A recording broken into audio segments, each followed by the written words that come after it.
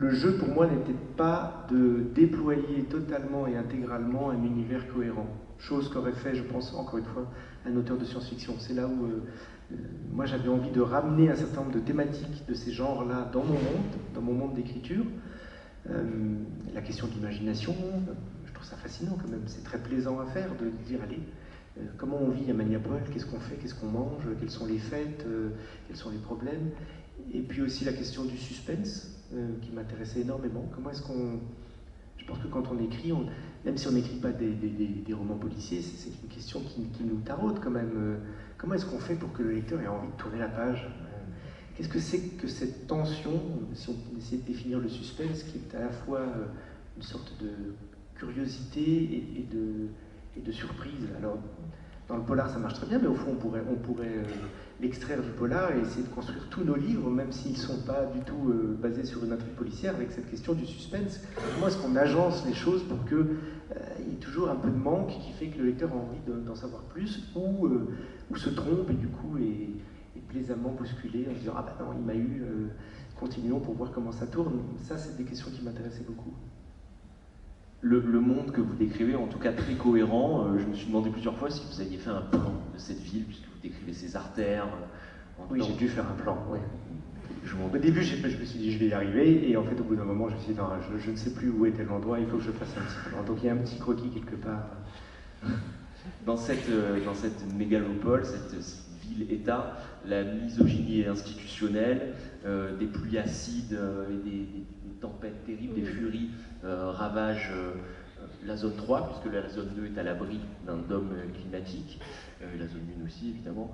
Les plus riches peuvent allonger leur espérance de vie d'une vingtaine d'années, voire plus, et dans ce monde-là, il y a des personnages qui tentent de vivre ou de survivre, à commencer par Zem Sparak, une sorte d'anti-héros qui est devenu policier de la zone 3, une sorte de chien, c'est le surnom qu'on leur donne.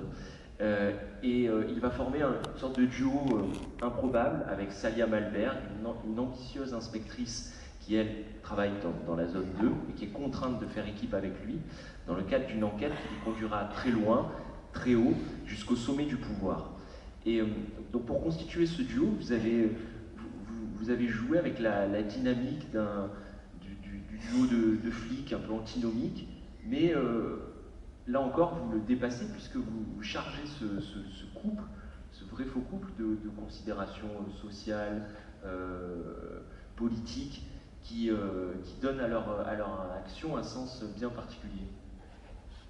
Bah, tant mieux si vous l'avez ressenti comme ça, mais oui, non, c'est vrai que le tandem, le couple de flics, c'est quand même presque un passage obligé, c'est un peu un cliché, et je me suis demandé, est-ce qu'il faut du coup l'écarter, et en fait j'avais assez envie de m'y coller, c'est-à-dire que c'est assez... Moi j'aime bien aussi, voilà, c'est vrai qu'il n'y a pas un film policier où il n'y a pas deux enquêteurs, pour des tas de raisons, je pense, dont certaines qui ont un trait à la technique, en fait, à la cuisine. Hein. C'est très pratique d'avoir deux personnages parce qu'ils peuvent faire des petits points sur l'enquête. Donc en fait, on vous les fait à travers eux.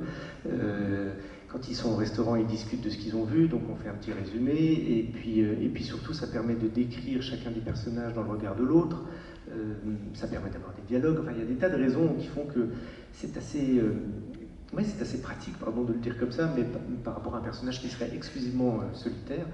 Alors il y a des solutions quand le personnage est solitaire, on a le droit de plonger dans son esprit et de raconter ce à quoi il pense, mais j'aimais bien cette chose-là, et surtout, effectivement, dans mon histoire, alors ça après ça a été ma manière à moi de construire ce couple dans mon histoire. Elle, effectivement, elle est flic et détective dans la zone 2, et lui dans la zone 3. Donc ils n'ont pas du tout la même appréhension de la ville, en plus ils n'ont pas du tout le même âge. Donc elle, par exemple, la Grèce... elle sait vaguement ce que c'est, mais elle est née bien après tout ça, donc elle n'a pas du tout le même rapport au passé, à la mémoire, même à l'identité, en fait. Elle est profondément de Goltex, elle est née dans cette société-là. Donc ça m'intéressait aussi, du coup, de les voir se frotter l'un à l'autre, parce qu'ils vont pas avoir les mêmes réactions, ils n'ont pas du tout le même regard posé sur les choses, et je trouvais ça plutôt amusant de voir comment est-ce que, malgré tout, l'un pour l'autre, enfin, comment dire, qu'il pouvait quand même malgré tout y avoir quelque chose de l'ordre d'une rencontre. C'est-à-dire que l'idée, c'est quand même que parce qu'ils sont obligés au démarrage de travailler ensemble, ben, il va se passer quelque chose. Alors, chacun des deux va un petit peu changer par la fréquentation de l'autre. C'est quand même ce qui peut nous arriver de mieux dans la vie. Et puis il y a une autre raison, c'est que je crois que cette société que je développe est une société, je ne me suis pas formulé ça comme ça au moment du travail, mais au fond, je crois que voilà, dans mon esprit, de manière implicite, il y avait l'idée que c'est un peu une société dans laquelle tout est prévu. Alors pour votre bien, bien sûr, et pour notre bien. Donc, mais quand même, tout est prévu, tout est balisé. On vous dit quand est-ce qu'il faut faire la fête, on vous dit quand est-ce qu'il faut faire l'amour, on vous dit là où vous avez le droit d'aller, là où vous êtes accrédité, là où vous n'êtes pas accrédité. Il y a une espèce de grande organisation totale. Et mine de rien, il y a une chose qui disparaît dans une organisation pareille, c'est l'inattendu en fait. C'est la rencontre, au sens le plus plein du terme. Et puisqu'on parlait du Sud et de Giono, moi je me souviens de certains poèmes dans La recherche de la base et du sommet de René Char qui parlent de la rencontre comme étant finalement le noyau incandescent de l'être humain. En fait, si on nous enlève la rencontre, il ne reste plus rien. Donc voilà, je voulais que eux, même si c'est dans un monde un peu cabossé, très sombre, il y a quand même cette petite lumière encore d'une rencontre, parce que c'est ça qui va avoir lieu entre ces deux personnages, même si encore une fois au début c'est sur le mode de la contrainte, ils sont obligés de travailler ensemble, aucun des deux n'a envie de le faire, mais il va se passer quelque chose qui est une rencontre, et ça sauve un peu déjà de l'ambiance qui a totalement tué et anéanti cette possibilité. L'enquête qui les rassemble, c'est la découverte d'un corps atrocement mutilé. Zem, lui, qui est habitué aux cadavres, aux enquêtes particulièrement sordides, lui-même est choqué. Il a du mal à tenir dans cet univers et il trouve refuge dans des paradis artificiels, et notamment un nouveau paradis artificiel qui le transporte dans la Grèce de sa jeunesse. Je vous propose de lire un extrait, voilà, un extrait qui va être lu par Laurent, à propos de l'okios, c'est-à-dire une sorte de drogue bien particulière.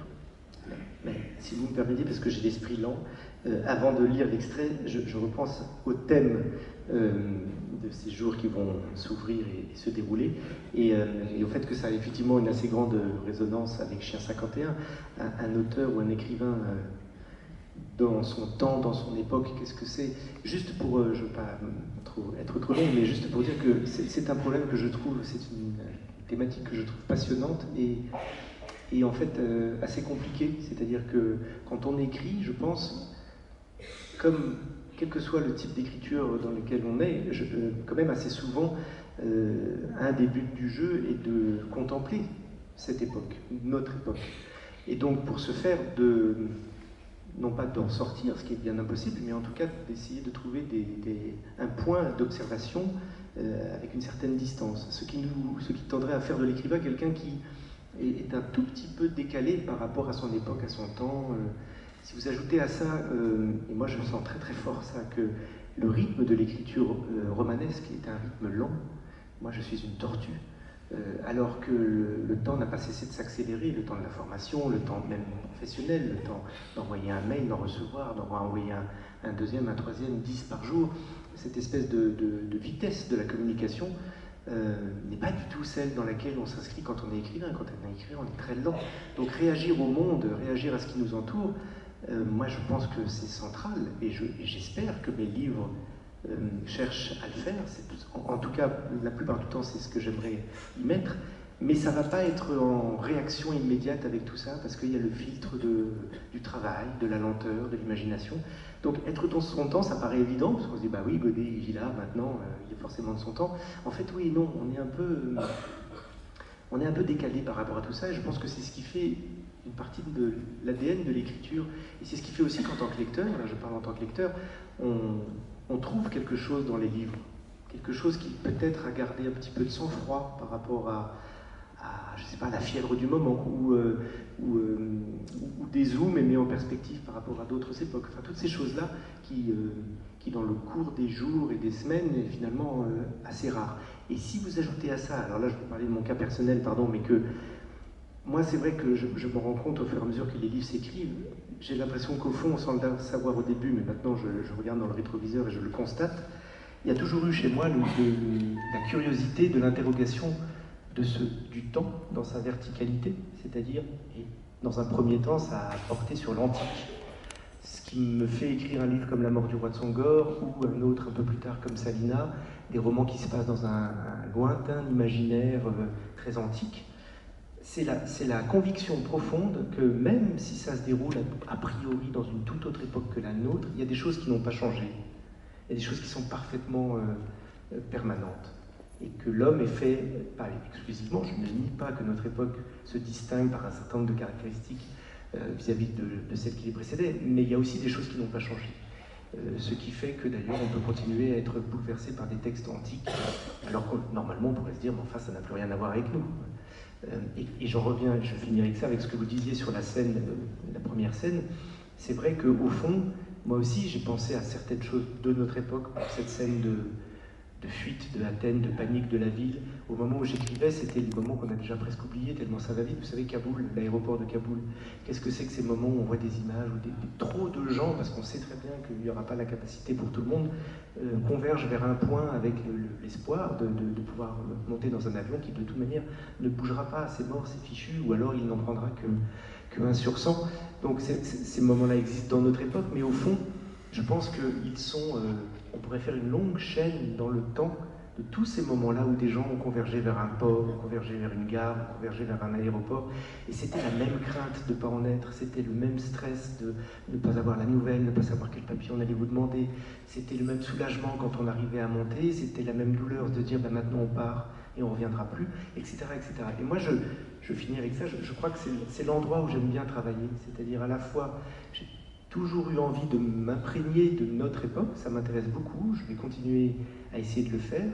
Un livre comme Eldorado est né de ça, mais en le mettant en vibration avec des choses qui ont moins d'âge, parce qu'en fait elles sont permanentes.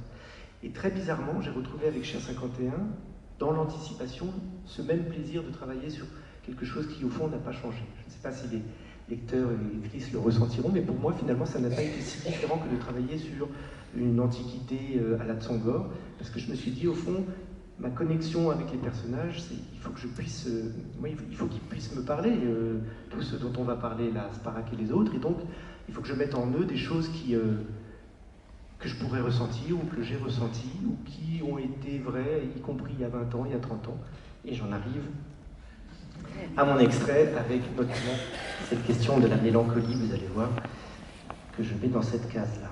Vous avez vu cette habile transition, hein?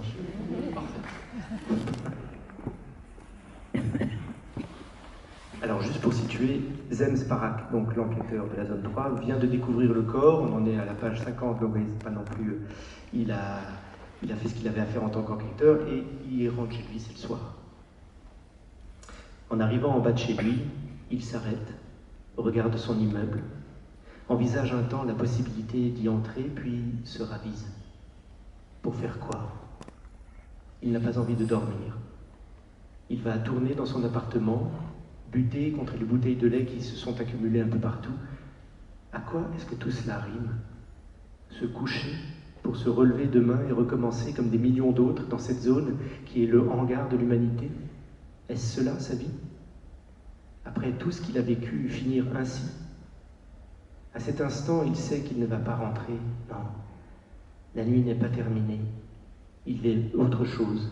Alors il tourne les talons et s'engouffre dans la première avenue, et ce qu'il ressent à ce moment-là, lorsqu'il laisse l'immeuble dans son dos, c'est le soulagement de celui qui échappe à son châtiment.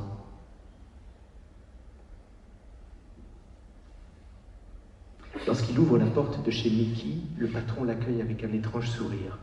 C'est un homme d'une 40aine d'années, petit, le visage plat, orné d'une moustache. Il a en lui un côté à la fois servile et débonnaire.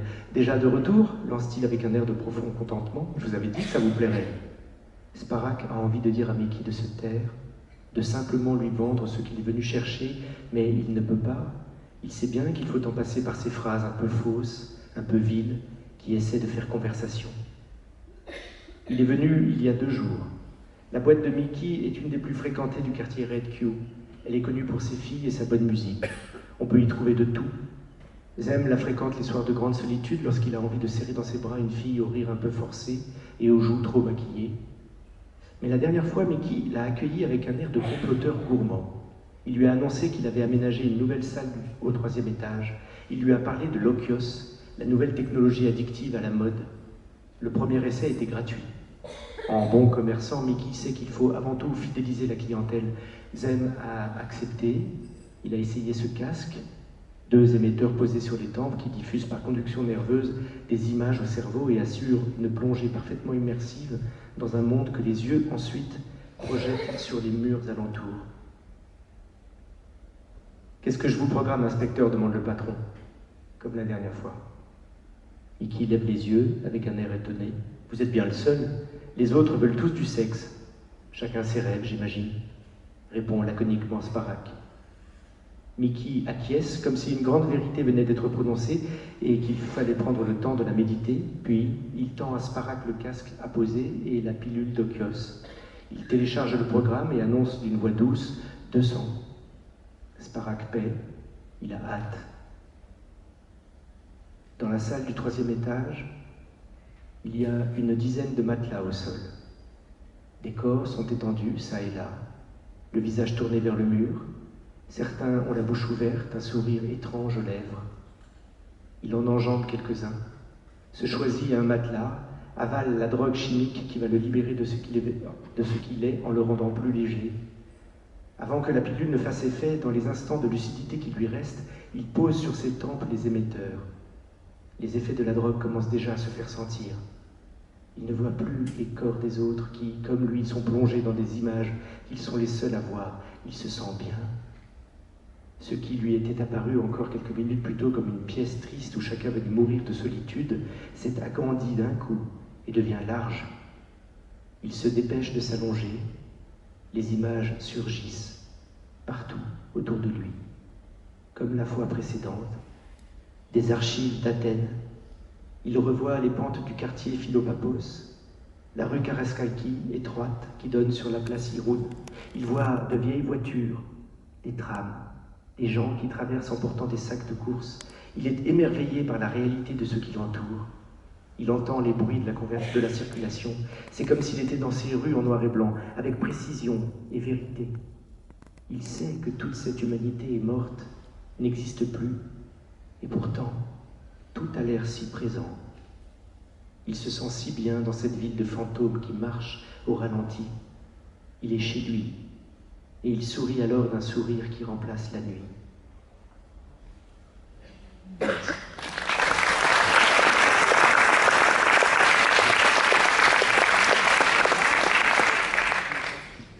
Donc dans cette ville, on a librement accès à des dispositifs, des drogues qui ne sont pas sans danger d'ailleurs, puisque Zem fera les frais à des degrés divers, qui permettent aux habitants peut-être les plus marqués de s'échapper de cette ambiance absolument oppressante. Pour Zem, ça deviendra même vital en un sens. Il va y retourner plusieurs fois. Oui, pour Zem, c'est merveilleux. Et c'est un personnage qui, juste pour refaire très rapidement, donc il a quitté la Grèce quand il était jeune homme. Il est arrivé à Maniapol et le roman commence en fait 30 ans plus tard. Donc il n'est plus du tout jeune homme, il a plutôt 50 ans. Et il sait qu'il ne reviendra pas à la Grèce. Alors ça, c'était un petit point que je voulais mettre dans le livre. Il ne peut pas être bercé par le rêve qu'ont parfois les gens qui ont quitté leur pays, de dire un jour je vais accumuler un peu d'argent, puis un jour je rentrerai au pays et je construirai ma maison, etc. Parce que la Grèce n'existe plus en fait, elle a été démembrée entre-temps, donc ça pour moi c'était pas possible, il ne peut pas avoir ce rêve-là. Il sait que ça, voilà, il est d'un pays qui n'existe plus. Et donc en fait ces moments-là, quand il découvre cette drogue-là, au début c'est le seul endroit où il est profondément soulagé de pouvoir échapper à Maniapol, à cette ville qu'il n'aime pas, à ce monde qu'il n'aime pas et dont il ne se sent pas vraiment un citoyen. Et de retrouver, alors il sait bien que c'est faux, mais un espèce de semblant d'Athènes. Donc c'est des moments à la fois de douceur, de douce mélancolie, de bonheur presque. Le petit problème, parce que je suis un auteur cruel avec mon personnage, c'est que j'ai voulu que cette chose-là, s'esquinte au fur et à mesure des prises d'Okios, et que, je ne vais pas tout raconter, mais assez vite en fait, ça ne se passe pas comme ça, comme l'extrait que je viens de décrire, où finalement c'est merveilleux, c'est juste être dans des images d'archives. Tout d'un coup, ça dysfonctionne et les images interagissent avec ses souvenirs. Et donc il voit dans les images qu'il projette lui-même des gens qu'il a connus, des scènes qu'il a vécues, ou en tout cas qu'on lui a relatées, et donc en fait ça le ramène à son passé. Or, dans son passé, il y a du trouble et de la faute, et donc finalement, prendre de l'opios redevient une mode finalement une forme de torture, parce que ça le ramène à un endroit qu'il n'a pas envie de réexaminer. Alors qu'au début, c'était une échappée, mais petit à petit, c'est comme si ça contribuait aussi au piège qui se referme sur lui. L'autre échappée que Zem n'envisage plus, c'est l'amour. Dans ce monde dans lequel les sentiments amoureux n'ont plus leur place, pour lui, c'est extrêmement difficile. Mais pourtant, je savais qu'on allait parler du Love Day. On ne va pas aller trop loin. Bah oui, le Love Day, il peut en être question aussi, mais on a l'impression que pour Zem, sans amour, il n'y a plus d'espoir, mais lui veut encore continuer à croire en l'amour. Et il a une partenaire au sens propre, qui ne le laisse pas indifférent, mais leur écart est tel, leurs différences sont telles que ça paraît presque un amour impossible. Oui, moi je ne tiens pas à mettre un mot précis sur la nature de la relation entre Zem et la jeune inspectrice de la zone 2 qu'il va rencontrer, avec laquelle il va travailler. Parce que j'avais envie que les lecteurs puissent se faire leur propre idée. Et surtout, je pense qu'elle est d'une nature changeante, c'est-à-dire qu'ils constatent l'un et l'autre qu'il y a une rencontre. Au bout d'un certain temps dans le livre, ça ne fait de doute pour personne. C'est-à-dire en gros que être avec l'autre est intéressant et est assez beau, qu'il se passe quelque chose quand ils sont ensemble, qu'il y a quelque chose qui passe de l'un à l'autre et que ça leur plaît en fait. Est-ce que quand j'ai dit tout ça, est-ce que j'ai forcément dit qu'ils allaient être amoureux l'un de l'autre? Je ne sais pas, peut-être un peu, mais pas forcément exclusivement. Eux-mêmes essayent en fait. Alors oui, à un moment donné, ils couchent ensemble, enfin on sent que c'est pas non plus, ils vont pas vivre ensemble. C'est comme s'ils cherchaient eux-mêmes à mettre un nom sur cette relation. Est-ce qu'on est collègues, est-ce qu'on est amis, est-ce qu'on est amants? On essaye un peu tout ça, et finalement on constate qu'aucune de ces cases ne se suffit à elle-même, et que finalement la relation elle est de cette pluralité-là. C'est juste quelqu'un qui compte en fait, qui compte même énormément, et qui